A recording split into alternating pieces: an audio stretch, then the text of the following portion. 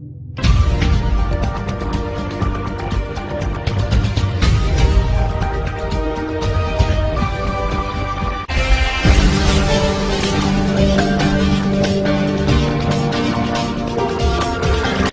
मैं हूं मेघा वर्मा। आप देख रहे हैं VV6 न्यूज।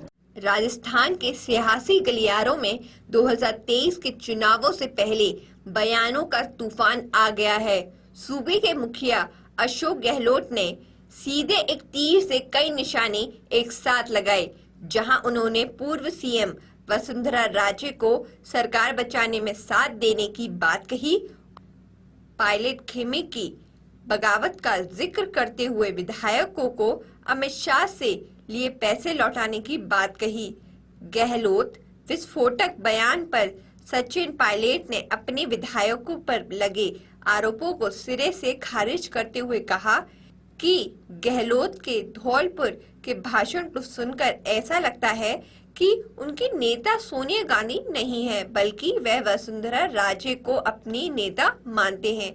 पायलट ने कहा कि 2020 में सरकार को गिराने और बचाने को लेकर जो विरोध आभार दिखाई दे रहा है, सीएम गहलोत को साफ कर देना चाहिए। उन्होंने कहा कि हमारी कुछ नाराजगी थी जिसे हमने दिल्ली जाकर सामने रखी है, लेकिन कभी पार्टी का अनुशासन नहीं तोड़ा। पायलट ने कहा कि मुझे कांग्रेस अध्यक्ष बनाए जाने के बाद मैंने जी जान लगाकर मेहनत की, लेकिन कभी अनुशासन तोड़ने का काम मैंने नहीं किया। पायलट ने कहा, मुझे गद्दार, कोरोना क्या कुछ नहीं कहा, लेकिन मैंने पार्टी की छवि को नुकसान पहुंचाने का काम कभी नहीं किया।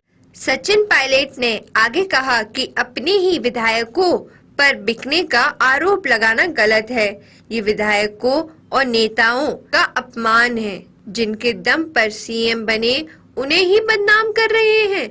मैं इन बेबुनियाद आरोपों को नकारता हूँ।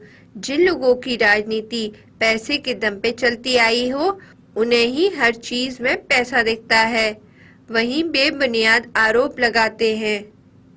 आरोप लगाना आसान होता है, जनता को जवाब देना मुश्किल है। उन्होंने कहा कि मुझे बहुत कुछ कहा गया, कोरोना, गद्दार आदि।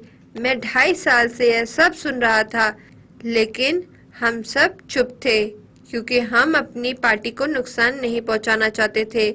लेकिन अपने ही विधायकों को, नेताओं को बदनाम करना और भाजपा का गुणगान करना मेरी समझ से परे है। सचिन पायलट ने कहा कि राज्य में फैले भ्रष्टाचार के खिलाफ मैंने कार्रवाई करने की मांग की और धरने भी दिए। इसके बाद भी सरकार ने भ्रष्टाचार के खिलाफ कोई कार्रवाई नहीं की। अब मुझे समझ में आ गया है कि मुख्यमंत्री जी ने भ्रष्ट लोगों के खिलाफ कार्रवाई क्यों नहीं की। सरकार गिराने के आरोप में मेरे खिलाफ मुख्यमंत्री ने राजद्रोह का केस दर्ज कराने का प्रयास किया है, लेकिन मेरे खिलाफ गंभीर आरोप लगाए गए। इसके बाद भी मैं पार्टी के साथ हूं और दिल्ली जाकर मैंने अपनी बात हाई कमान के सामने रखी।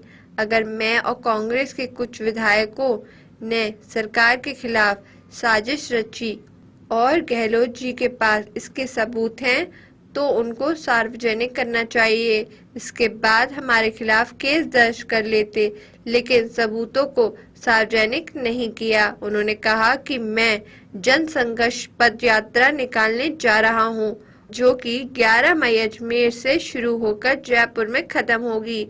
125 किलोमीटर की इस यात्रा में 5 दिन का समय लगेगा।